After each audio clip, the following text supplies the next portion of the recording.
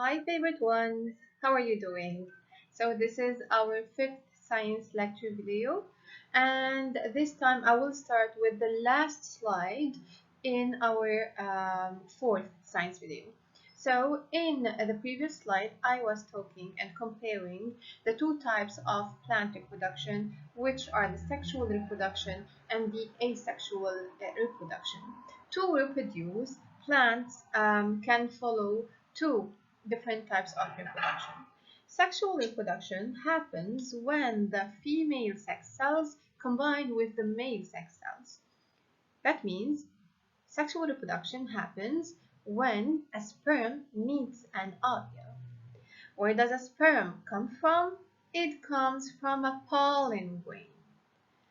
Which part of the flower produces pollen grains? It's the anther, that's right. The anther is a part of the male reproductive organ, which is the stamen, and the function of the anther is to produce pollen grain. Where do ovules come from? Ovules are found in the ovary of the flower. And in order to reproduce, the pollen grain must move from the anther to the stigma. This happens with the help of pollinators such as wind, water, different kinds of animals, and this step is called pollination. This is the pollination process. It's the transfer of pollen grains from the male anther to the female stigma. Once the pollen grain is found on the stigma, it produces sperms, male sex cells, and it presents pollen tubes that lead the sperms to the ovary. This process or this step is called fertilization. When a sperm meets an ovule, we will get a seed. When we plant this seed in the soil, we will get a new plant. What about asexual reproduction? Asexual reproduction happens when we use a part of the mother plant to make or to reproduce, to make a new plant. How is this? Actually, there are 5 different types of asexual reproduction. Some plants grow from runners, such as the strawberry plant. The strawberry plant grows runners, which are above ground stems that grow horizontally, and on the nodes of these stems, we will get a new strawberry plant. Other plants, such as the mint plant or the geranium plant, grow from cuttings. This means that when you cut the stem of this plant with a leaf and you place it in water or in the soil, you will get a new mint plant or a new geranium plant. Third type of asexual reproduction is growing from tubers. The potato plant is an excellent example of plants that grow from tubers. Since the potato itself is a tuber, it is an underground stem that stores food in it. And when you cut the eye or the bud of that tuber and place it in the soil, you will get a new potato plant. Fourth type of asexual reproduction is growing from rhizomes. The iris plant, the ginger plant, are plants that grow from rhizomes, which are rhizomes are stems that grow near to the surface of the soil, and when you place these rhizomes in the soil, you will get a new plant. Finally, some plants, such as the onion plant, the tulip plant, they have bulbs. So when you place these bulbs in the soil, you will be reproducing the plant. In asexual reproduction, almost all the parts of a flower are engaged in the reproduction process. What are these different parts? Let's start. Okay, let me start with the petals, and we can see some information about the selected parts. Okay, petals are the colored parts of the flower. They have beautiful colors, they have beautiful smells to attract pollinators to the plant. Sepals, or the calyx, is leaf-like structures that protect the bud while it protects the flower as it is growing. Let me start annotating the male part, which is the stamen. The stamen is the male reproductive organ in a flower, and this organ consists of an anther responsible of producing pollen grains and a filament that holds the anther. What about the carpel or the pistil? The pistil is the female reproductive organ in a flower, and it is composed of three parts: a sticky stigma, a style, which is the part between the stigma and the ovary. Inside the ovary, we have ovules. On the stigma, you can see pollen grains. These pollen grains will later present pollen tubes to lead the sperms into the ovary. Let's see. What about how does reproduction happen? I'll take these two perfect flowers showing both organs, the stamens and the pistils. I will move some pollen grains from the stamen of a flower to the stigma of another flower. These pollen grains will then present pollen tubes.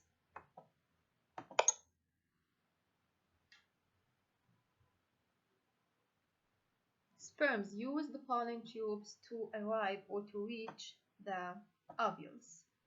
Each sperm will combine with an ovule and you will have seeds.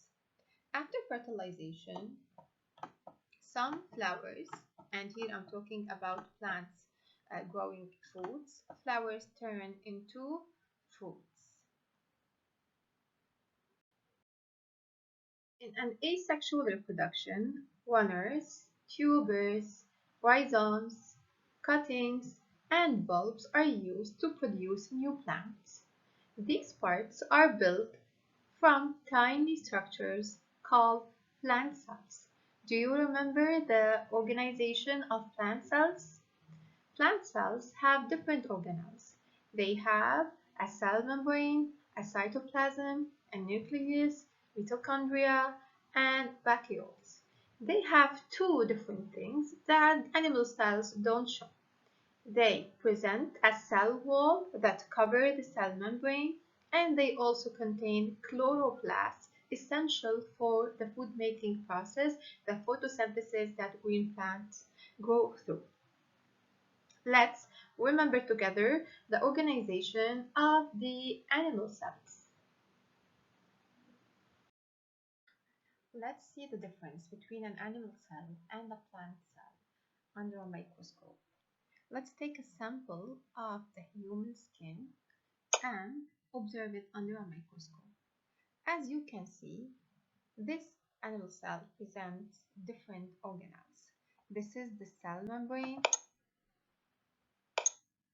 this is the cytoplasm, and as you can see in front of you, there is a short description about the organelle of the animal cell.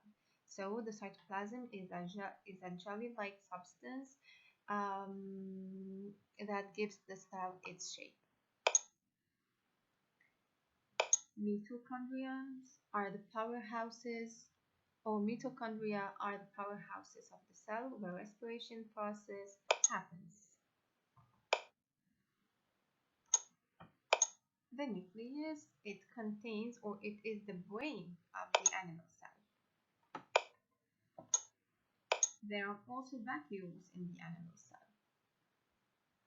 You can also zoom this so you can take a closer look to the organelles inside an animal cell. And as you can see, this cell has a cell membrane, one cell membrane, one outer layer. I will take a sample now of a plant cell. Let's observe it. Zoom in. As you can see, this cell has two outer layer, the cell membrane, and the cell wall. And again, you can see the description of the part of the cell. A cytoplasm. This plant cell has a large vacuole. And let me show you the chloroplasts. Okay, chloroplasts are found in plant cells only, and they are not present in the animal cells, since chloroplasts are responsible of the food making process that happens in green plants. Animals for sure do not go through this process, so they don't have chloroplasts in their cells.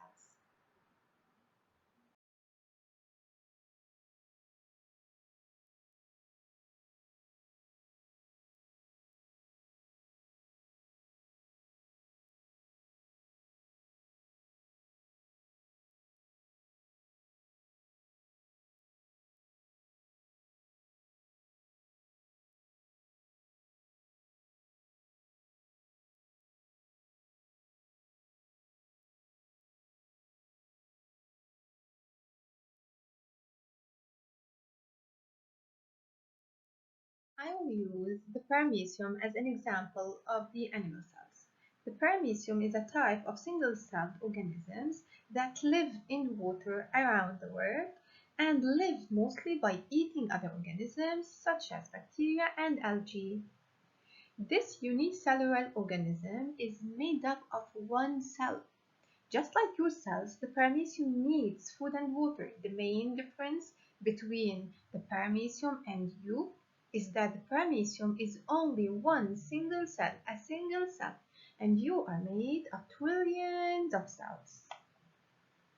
As you can see in the picture, the paramecium have structures you may know from seeing pictures of a simple animal cell, such as the nucleus, the cell membrane, the nucleus, the cytoplasm. The paramecium has also cilia to move. It has food vacuoles to digest food. It has an oral groove.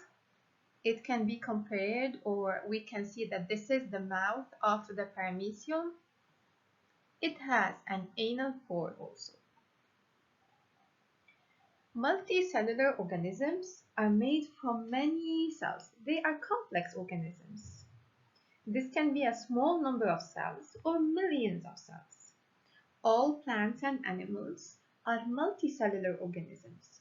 The cells of a multicellular organism are not all the same. They have different shapes and different sizes. Take a look on the cells of the human body. As you can see, the cells of our bodies aren't the same. They have different shapes, they have different sizes, and they also have different functions in the body. So, cells of the human body number in the trillions and come in all shapes and sizes. These tiny structures are the basic unit of living organisms. Cells make tissues. Tissues make up organs. Organs form organ systems, and organ systems work together to create an organism and keep it alive. Each type of cell in the human body is specially equipped for its role. It has a special function. Let me start with the muscle cells. Muscle cells form the muscle tissue which enables our movement. Take a look on the shape of the muscle tissues, of the muscle cells. The second type of cells that I'm going to talk about is the skin cells. The skin is composed of cells, and these cells protect our internal structures of the body from damage. They act like protector against germs, against damage. The role also of the skin cells is to store fat, and also they produce vitamins and hormones. Nerve cells or neurons are the most basic unit of the nervous system. Nerves send signals between the brain and other body organs via nerve messages.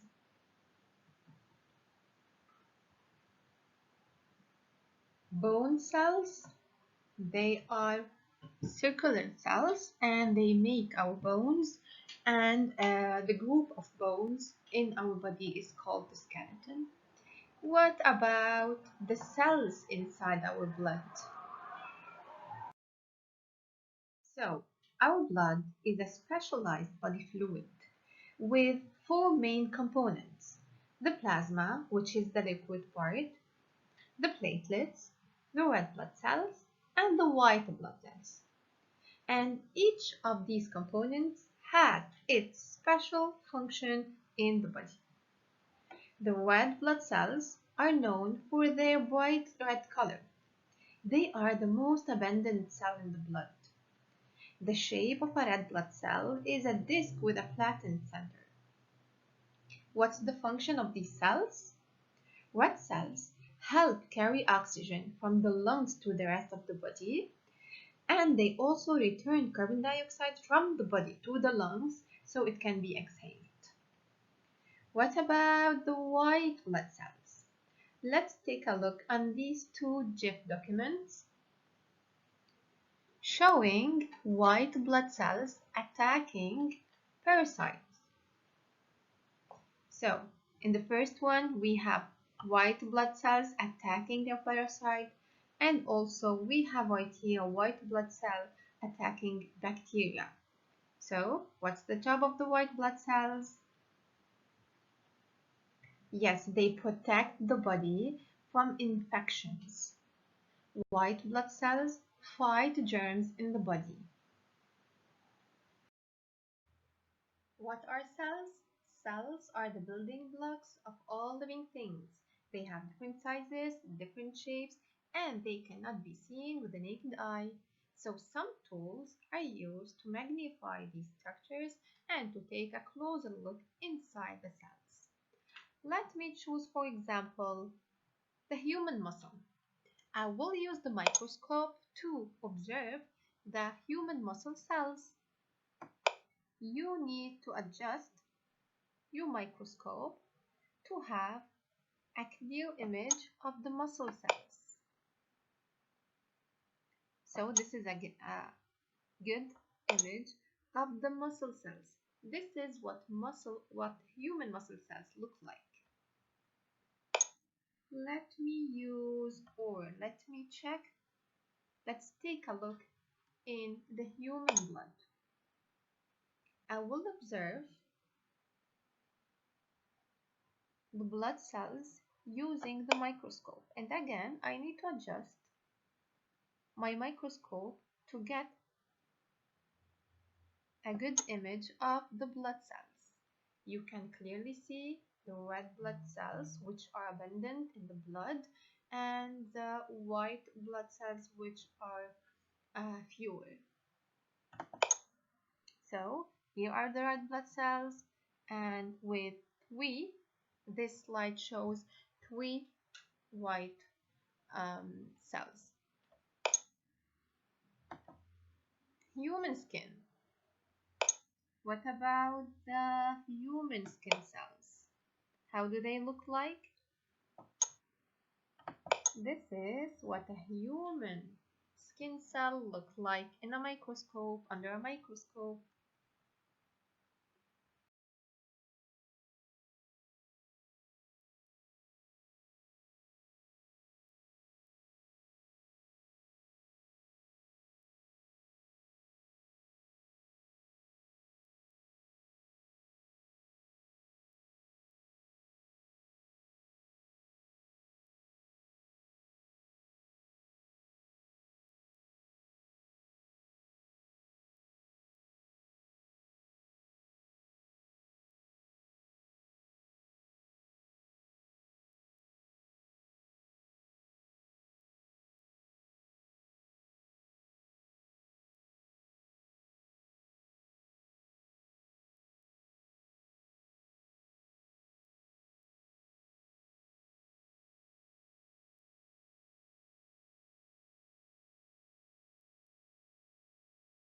Let's recap.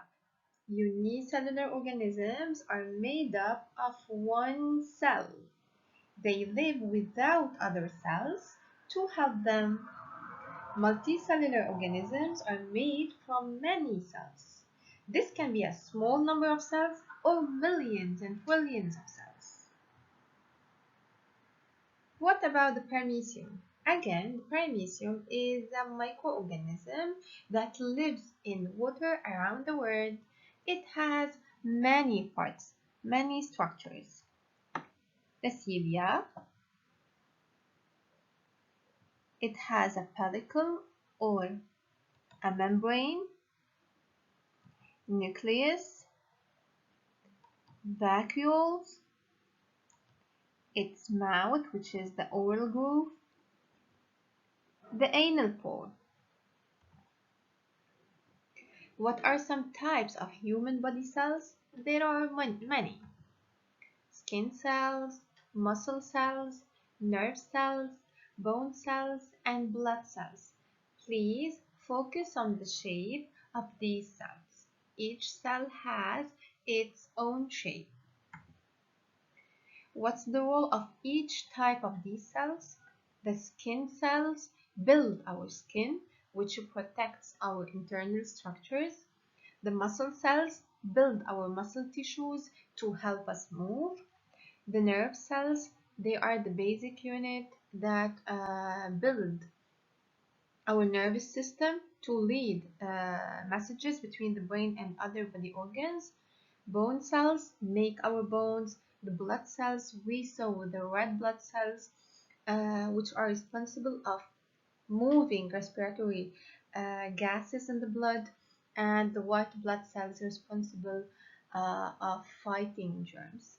So, see you on Thursday. Bye bye.